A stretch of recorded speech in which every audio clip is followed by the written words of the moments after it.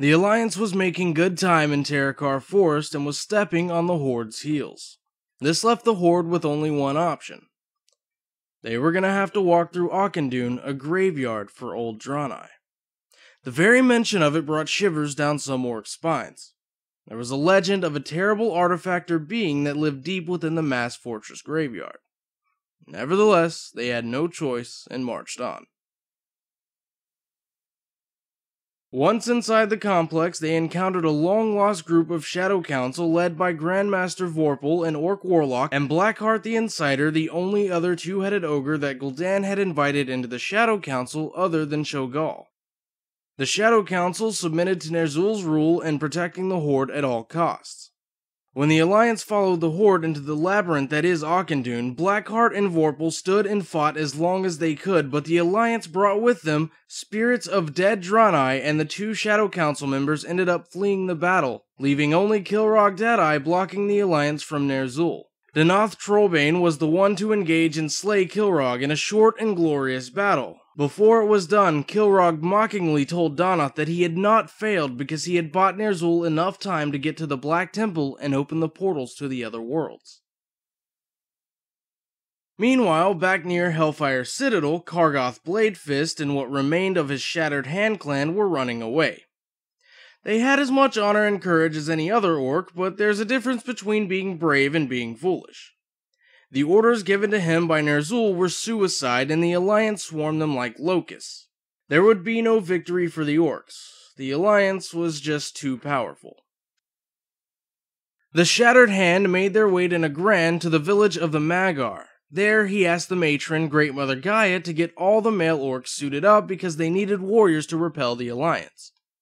She refused, reminding him that most of the orcs here were sick with redpox when a then sick Garrosh Hellscream comes up and asks for his father. As he does, he coughs up blood and bile, justifying what Great Mother Gaia had said.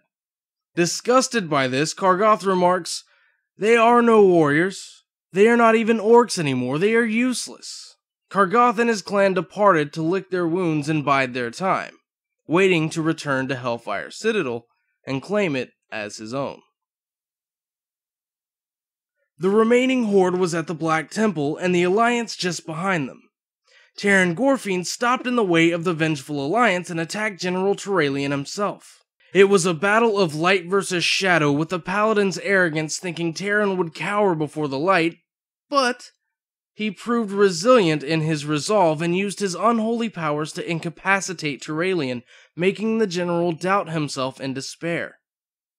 Terran walked closer and closer to Turalyon as he squirmed like a worm on the ground, writhing before the power of the Death Knight, but alas, using the power of the Holy Light, he freed himself from the darkness and used his warhammer to overpower Terran. And with a swift cleave empowered by the light, Terran's spirit was freed from his mortal shell. At the top of the temple, Ner'zhul had begun the ritual. The power of the artifacts, enhanced by the constellations and his own power, made a maelstrom of swirling energies that turned into a rift. The human mage Khadgar appeared in the middle of it all, but was struck by an energy bolt from a furious Ner'zhul. As he was barking orders to go through the newly opened portal, an orc objected. "Kill the Alliance and let us gather our horde. You cannot possibly mean that only we few will escape. What about our brothers who fight even now? Grom and the Warsong are still on Azeroth. There are females and children scattered all over. We cannot abandon them. To do so would be most cowardly, gutless." He was cut off. Ner'zhul blasted him with chaotic energy for being defiant, and that's when he had an epiphany. Ner'zhul no longer cared for the damage he had done to his people. Before, all he had felt was guilt because of all the death he had brought to his race. But now he accepted it. He no longer felt the burden of guilt. He was the Deathbringer. He said one more thing before he walked through the portal. "Choose me, or choose death." And with that, Ner'zhul and his followers walked through the rift into an unknown world. As the Warsong clan fought on Azeroth, the Dark Portal seemed to implode on itself.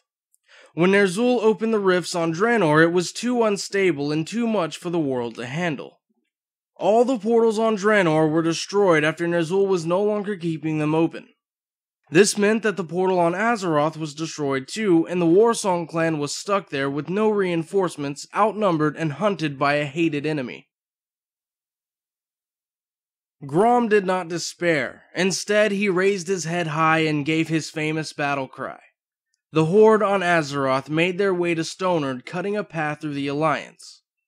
At Stonard, Grom started to rally his people once more, saying that one day they would have their vengeance, but one disagreed. Rexxar of the Mok'Nathal was tired of fighting, and it seemed that there was no longer any reason to fight.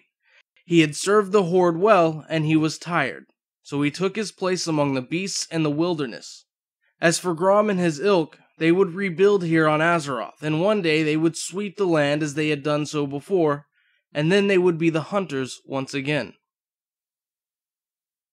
A world of nothingness, that's what he saw. Ner'zhul, war chief of the Horde, was floating, surrounded by his followers, and then he saw him. A great imposing figure with crimson skin. Kil'jaeden had found Ner'zhul once again.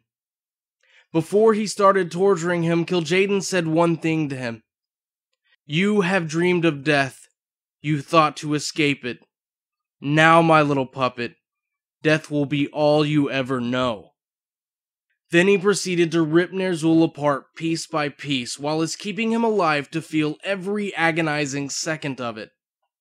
And then he did it again, and again, and again.